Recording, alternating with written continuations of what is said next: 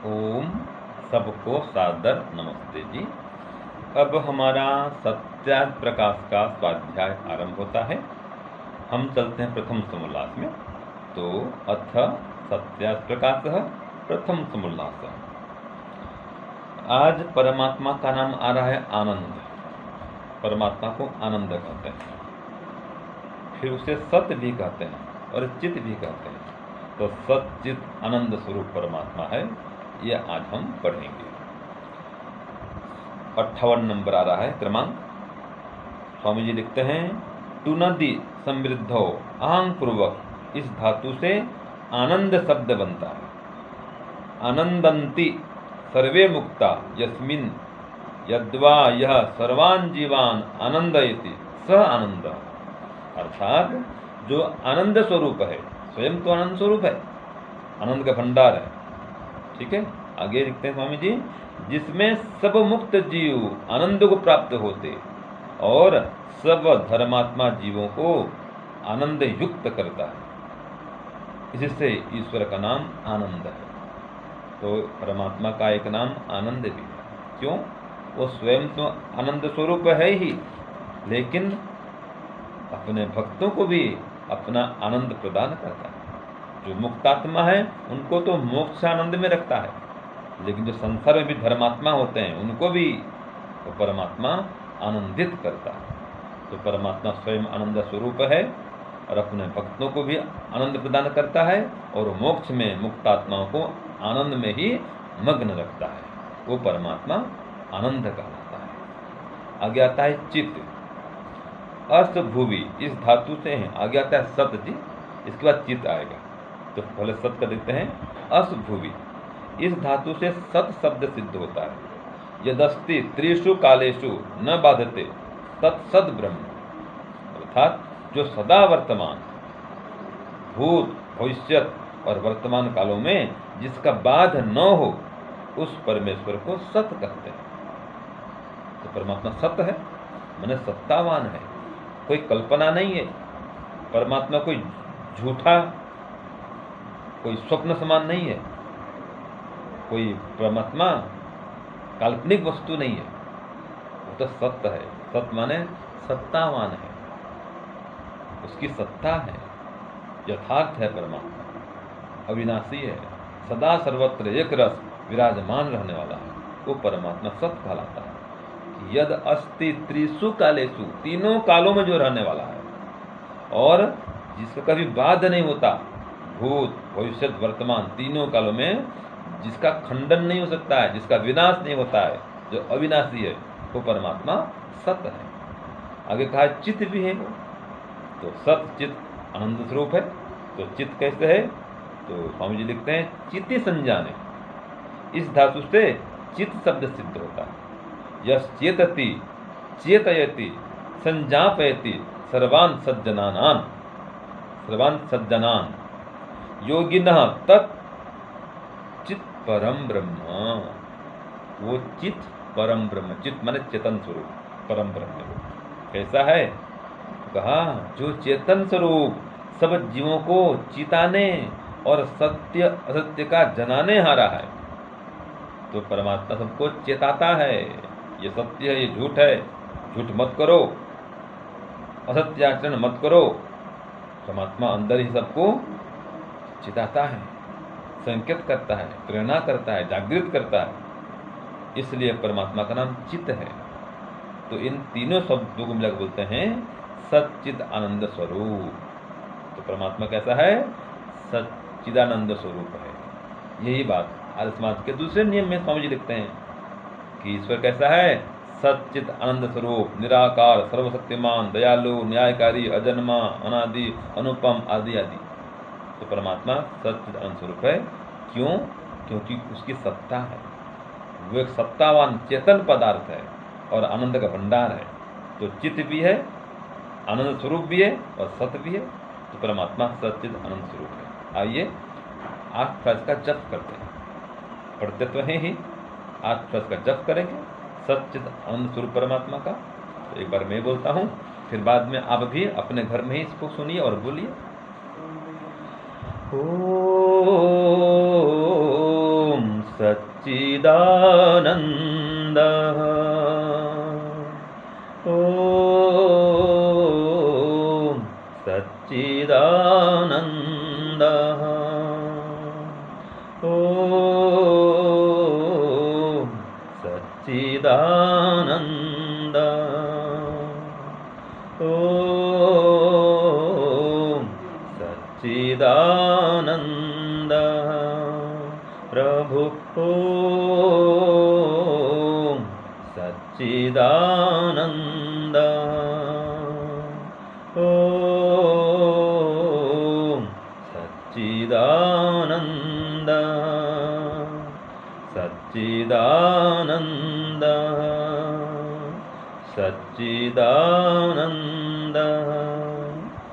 हे ईश्वर, आप सत्य चित आनंद स्वरूप हैं, अर्थात आप एक सत्तात्मक चेतन पदार्थ हैं और अनंत आनंद के भंडार हैं। इस प्रकार आप सच्चिदानंद स्वरूप हैं।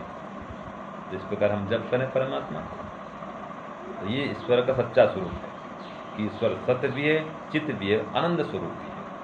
तो विभिन्न मंत्रों के माध्यम से इसी सच्चिद आनंद स्वरूप परमात्मा का हम ध्यान करते हैं। गायत्री मंत्र में भी इसी का ध्यान करते हैं, वही परमात्मा है, सच्चिद आनंद स्वरूप। गायत्री मंत्र में अलग उपासना नहीं किसी परमात्मा की, इसी ओम परमात्मा की, ओंकार परमात्मा की, सच्चिद आनंद स्वरूप ब्रह्म की ही उपासना है। तो गायत्री मंत्र का भी जप करें। हमने गायत्री मंत्र जप अभियान चला रखा है, प्रत्येक दिन प्रातः सायं आधा घंटा आप जप करें, ओम का भी जप करें, ध्यान करें और गायत्री मंत्र का अर्थपूर्वक जप करें और इस प्रकार ध्यान करें, तो आपको निश्चित रूप से परमात्मा से ज्ञान मिलेगा, परमात्मा से आनंद मिलेगा और आप अपनी सत्ता का भी बोध कर पाएंगे कि आप भी सत्य हैं, चित्त हैं और वो परमात्मा आनंद स्वरूप है। तो उसके आनंद का पान करेंगे तो परमात्मा सच्चिद आनंद स्वरूप है, उससे संबंध जोड़ेंगे और आप अपने आत्म स्वरूप का भी बोध करेंगे कि मैं सत्य हूँ, चित्त हूँ, लेकिन आनंद से रहित हूँ। तो सच्चिद आनंद स्वरूप परमात्मा की उपासना करके हम उससे आनंद पाएंगे, उससे जान भी पाएंगे और अपनी सत्ता का आत्मबोध भी कर पाएंगे। तो वो परमपिता परमात्मा हमको ज्ञान देवे, हमें आनंद देवे, ऐसी उससे प्रार्थना करते हुए वाणियों को विराम। ओम शांति ओम शांति। प्यारे भाइयों बहनों, सादर सब प्रेम नमस्ते। कैसे हैं और आपका गायत्री जप अभियान कैसा चल रहा है? आशा है अच्छा चल रहा होगा। तो आइए आज हम एक भजन के माध्यम से सच्चिदानंद स्वरूप को खोलेंगे। महर्षि दयानंद सरस्वती ने सत, चित और आनंद इन तीनों की बहुत ही सुंदर व्याख्या की है कि उस ईश्वर को सत, चित और आनंद क्यों कहते हैं। तो पहले उन्होंने आनंद को खोला है कि जो आनंद स्वरूप जिसमें सब मुक्त जीव आनंद को प्राप्त होते और सब धर्मात्मा जीवों को आनंद युक्त करता है, इससे उस ईश्वर का नाम आनंद है। तो यह किससे बना है? दुनद समृद्धो धातु से, जैसा कि आप स्वामी जी से यह सब सुन ही रहे थे। और दूसरा उन्होंने कहा था कि सत उसको क्यों कहते हैं? जिसका तीनों कालों में नाश नहीं होता, अर्थात जिसकी सत्ता बरकरार रहती है, हर काल में जिसकी सत्ता रहती है, पहले था, आज भी है और आगे भी रहेगा। इन सरल शब्दों से आप समझ सकते हैं। और चित्त उसको क्यों कहते हैं? क्योंकि सभी जीवों के हृदय के भीतर वो सत्य सत्य का जनाने हारा है, क्या ठीक है क्या ठीक नहीं है यह विवेक कराने हारा है, इसीलिए उस परमेश्वर का नाम चित्त है। और आनंद क्यों है? तो कहा वो आनंद स्वयं तो आनंद स्वरूप ही है और सभी को वो आनंद से भरता भी है। और जो मुक्त जीव होते हैं उनको अपना विशेष आनंद देता है, मोक्ष का आनंद देता है। तथा जो धर्मात्मा इस संसार में रहने वाले होते हैं उनको वो हर वक्त अपनी खुशियाँ अर्थात प्रसन्नता, आनंद प्रदान करता ही रहता है। तो वह ईश्वर कैसा है? आनंद भी है, सत्य भी है और चित्त है, और इन तीनों को मिला करके सच्चिदानंद नाम उसका बन जाता है। तो मैंने इसका एक भजन बना दिया है जिससे आप हर जगह पर इसको गा सको। कहीं भी भजन गाने हो तो सच्चिदानंद स्वरूप के नाम के भजन को इसको गा सकते हैं आप। तो आइए गाना शुरू करते हैं। आप इसको डिस्क्रिप्शन से ले लेंगे, वैसे मैं कल इसको भेज भी दूंगी आपके पास। आओ हम सब भजें प्रभु को, जिसके नाम अनंत अनूप, जिसके नाम अनंत अनूप है प्रसिद्ध वह ओम नाम से, किंतु नाम भिन्न भिन्न स्वरूप, किंतु नाम भिन्न भिन्न स्वरूप। सभी जगह जो सभी समय में, अभी ओम, अभी आनंद शब्द को खोल रहे हैं तो बोलेंगे ओम आनंद, आनंद, ओम आनंद, आनंद। सभी आओ हम सब भजें प्रभु को, जिसके नाम अनंत अनूप, है प्रसिद्ध वो ओम नाम से, किंतु नाम भिन्न भिन्न स्वरूप। सभी जगह जो सभी समय में, सभी उसी का ध्यान धरे, सभी उसी से आनंद पाते, सभी हृदय विज्ञान भरे। उसी से हर सुख पाते जग में, उसी से हर सुख पाते जग में, उसी से मोक्षानंद अनूप, उसी से मोक्षानंद अनूप। सभी काल में सभी धाम में, सबका प्यारा है वो भूप, सबका प्यारा है वो भूप। आओ हम सब भजें प्रभु को, जिसके नाम अनंत अनूप, है प्रसिद्ध वो ओम नाम से, किंतु नाम भिन्न भिन्न स्वरूप। अब सत को खोलते हुए, भूत भविष्यत वर्तमान सब काल में उसका वास रहे, नहीं काल से दूरी उसकी, सत्ता सदा विनाश रहे। इसीलिए सतनाम प्रभु का सदा सर्वदा काल रूप, सभी काल में सभी धाम में, सबका प्यारा है वो भूप, सबका प्यारा है वो भूप।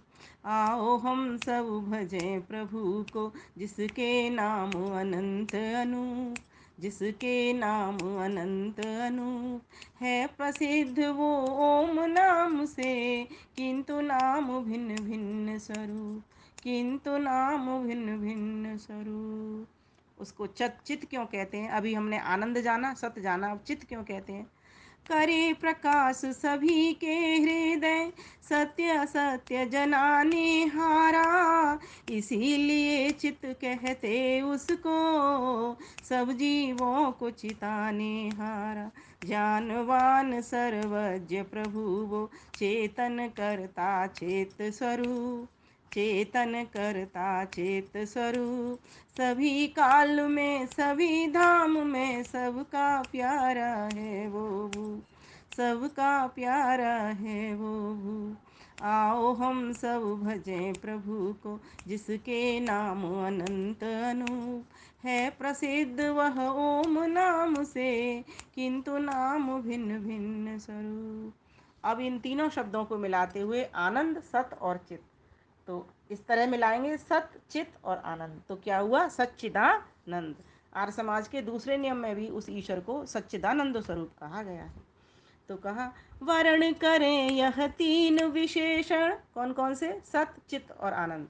वर्ण करें यह तीन विशेषण, मिलकर बनते सच्चिदानंद। नाम ये प्यारा सर्व जगत का, पाने भजते सज्जन वृंद। जपे निरंतर हम भी प्रभु को, जपे निरंतर हम भी प्रभु को, जो सच्चिदानंद प्रेम स्वरूप, जो सच्चिदानंद प्रेम स्वरूप। सभी काल में सभी धाम में, सबका प्यारा है वो भूप, सबका प्यारा है वो भूप। आओ हम सब भजें प्रभु को, जिसके नाम अनंत अनूप, जिसके नाम अनंत अनूप, है प्रसिद्ध वह ओम नाम से, किंतु नाम भिन्न भिन्न स्वरूप, किंतु नाम भिन्न भिन्न स्वरूप, किंतु नाम भिन्न भिन्न स्वरूप। तो प्यारे भाइयों बहनों, इस प्रकार से उस सच्चिदानंद प्रभु को हम सभी ध्यावें, अर्थात उसका ध्यान करें। प्रातः सायं उठते बैठते, जागते सोते, हर वक्त उस एक ओम परमात्मा का, जिसके के बहुत सारे नाम हैं, किसी भी नाम से उसको आप पुकार सकते हैं, वो हर नाम से खुश है। हमें अपनी खुशी के लिए हमें जो चीज़ उस परमात्मा से चाहिए उसके गुण कर्म स्वभाव को धारण करने की आवश्यकता है। और जिस जिस गुण को हम चाहें, जिस जिस उसके कर्म को अपनाना चाहें, जिस जिस स्वभाव को हम वरना चाहें, वह परमात्मा उसी उसी गुण कर्म स्वभाव से हमारे पास प्रत्यक्ष हो सकता है, अगर शुद्ध मन से उसका सही प्रकार से विधि विधान से सही अर्थ समझ करके मनन चिंतन के साथ और उसका नाम ध्यान किया जाए तब। तो इस प्रकार से हम उस सच्चिदानंद परमेश्वर का ध्यान करने वाले बने, जिसका कि मुख्य नाम, अपना नाम, प्रिय नाम ओम है। और उस ओम के ही ये बहुत सारे विशेषण लग करके भिन्न भिन्न नाम हो जाया करते हैं। तो उसका एक नाम सच्चिदानंद भी है, और सच्चिदानंद उसका एक प्रसिद्ध नाम, जैसे ओम प्रसिद्ध नाम है, ऐसे ही हर कोई इस सच्चिदानंद नाम को उसके को जानता है। तो क्यों सच्चिदानंद है, ये आज खोल दिया गया इस प्रकरण में। महर्षि दयानंद को नमन, गुरुजनों को नमन, आप सभी को नमन कि आप इतने धैर्य से, लगन से, उत्साह से, उमंग से इस अध्याय को पढ़ रहे हो, ईश्वर के नामों को जान रहे हो। किस लिए? कि उस परम पिता परमेश्वर का आनंद हम सभी को प्राप्त हो। तो इस प्रकार से हम सभी इस अभियान में जुड़े रहें, गायत्री का जप करते रहें और ईश्वर के भिन्न भिन्न नामों को जानते रहें कि क्यों उस ईश्वर के नाम इतने सारे हैं। तो आप सभी का धन्यवाद। नमस्ते।